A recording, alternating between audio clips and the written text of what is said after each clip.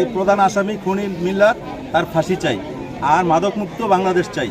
ইয়ার ইকবাল হত্যার এরকম বিচার চাই যে দেশের এই সমাজের সব প্রতিটি মানুষ। চাঁদপুরের মতলব উত্তর উপজেলার বাগানবাড়ি ইউনিয়নে দেবর ভাবির পরকীয়ার সম্পর্কের জেরে একই এলাকার বখাটেদের মারধরে ইকবাল হোসেন নামে এক শ্রমিককে হত্যা করা হয়েছে বলে অভিযোগ করেন তার পরিবারের সদস্যরা। এ ঘটনায় হত্যাকারীদের ফাঁসির দাবিতে উপজেলা কালীবাজারে মানববন্ধন কর্মসূচি পালন করেছেন এলাকাবাসী।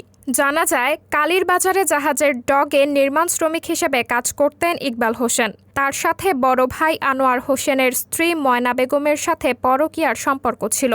এই বিষয়টি আশেপাশের এবং তার গ্রামের কিছু লোকজন জেনে ফেলে। পরবর্তীতে ময়না বেগমের মোবাইলটি কৌশলে চুরি করে নিয়ে যায় এবং মোবাইলটির রেকর্ডিংয়ে পরকীয়া সংক্রান্ত কিছু কথাবার্তার তথ্য পাওয়া যায়।